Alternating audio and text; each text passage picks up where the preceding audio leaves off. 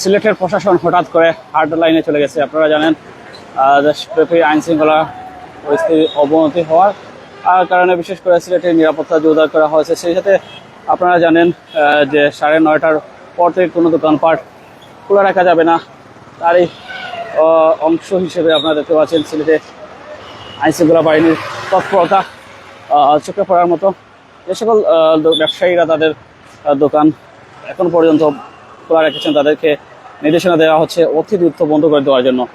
তা না হলে আইনি যে পদক্ষেপগুলো সেগুলো নেওয়া হবে। সেই সাথে হকার বিরোধী যে অভিযান সেটাও আসলে চলমান রয়েছে। সর্বোপরি বলা চলে যে আপনারা যাচ্ছেন যে সিলেটের জেলা প্রশাসক মোহাম্মদ সরওয়ার আলম স্যার আসার পর থেকেই প্রশাসনিক যে তৎপরতা জোরদার সেটা খুবই জোরদার করা হয়েছে। আপনারা জানেন প্রথমে হকার বিরোধী অভিযান জোরদার করা হয়েছিল, এখন যেটা চলতেছে অর্থাৎ রাত 9:30টার পর থেকে অর্থাৎ নিত্য প্রয়োজনীয় যে সব জিনিসপত্র দোকানপত্র ফার্মেসি রেস্টুরেন্ট বাদে বাকি সবগুলোকে বন্ধ করতে হবে। এই অংশ হিসেবে আপনারা দেখতে পাচ্ছেন এই দোকানকে বন্ধ করার জন্য নির্দেশ দেওয়া হচ্ছে, বারবার নির্দেশ দেওয়া হয়েছে যাতে দ্রুত দোকানটি বন্ধ করে দেওয়া হয়। এই অবস্থা আসলে সিলেটের সর্বত্র।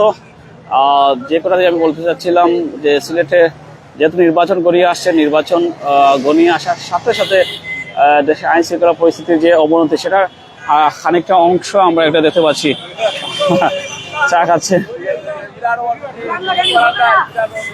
ওকে, আমরা খুব এনজয় করতেছেন বিষয়টা। যে বিষয়টা বলছে নির্বাচন শুরু হতে আর বেশি দেরি নেই, অর্থাৎ 12 ফেব্রুয়ারি আপনারা জানেন তফসিল ঘোষণা হয়ে গেছে। সে নির্বাচনে দিনক্ষণ চূড়ান্ত হওয়ার পর থেকে আপনারা জানেন প্রথমে হত্যা চেষ্টার শিকার হয়ে ওসমান হাদি, সেই সাথে আরো জুলাই যোদ্ধা আছেন তাদেরকে সবাইকে আসা। আপনারা এখানে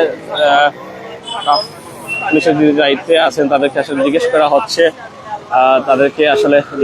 কোথায় যাচ্ছে, কি কারণে যাচ্ছেন, সবকিছু ব্যবহার করা হচ্ছে। সেই সাথে যথেষ্ট পরিমাণ পুলিশ যে ফোর্স সেটা আসলে রাখা হয়েছে যাতে করে কোনোভাবে আইন শৃঙ্খলা পরিস্থিতির অবনতি না ঘটে এবং আইন শৃঙ্খলা পরিস্থিতি যাতে কোনো ধরনের অবনতি না ঘটে সেটাই মূলত মূল উদ্দেশ্য। আপনারা জানেন যে দেশব্যাপী যে নিরাপত্তার জোরদার অংশ হিসেবে এটাও একটা অংশ বলা যেতে পারে।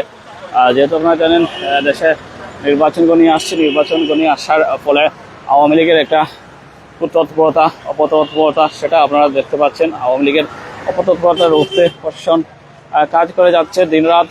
সেই সাথে আমরা বলে থাকি যে ওসমান হাদি যারা হত্যা চেষ্টার সাথে জড়িত আছে তাদেরকে অর্থাৎ বিএমপি পুলিশ কমিশনার যিনি বলেছেন যে আসলে যে জুলকারনাইন যেটা বলেছেন সেটা হয়তো নাও হতে পারে, যেহেতু তাদের কাছে পর্যাপ্ত তথ্য নেই যে জুলকারনাইনের যে তথ্য বলেছেন হত্যাকাণ্ডে জড়িত হাদি হত্যা চেষ্টার সাথে জড়িত তারা বাড়াতে পারে গেছেন এমন তথ্য নেই।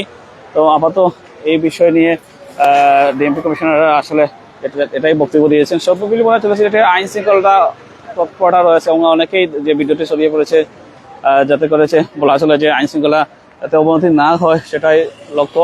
তো সর্বোপরি সিলেটের যে নিরাপত্তা সেটা বলা চলে খুবই জোরদার রয়েছে। ধন্যবাদ সবাইকে। আমি সুজন আহমেদ যুক্ত ছিলাম ফ্রান্সের থেকে আপনাদেরকে।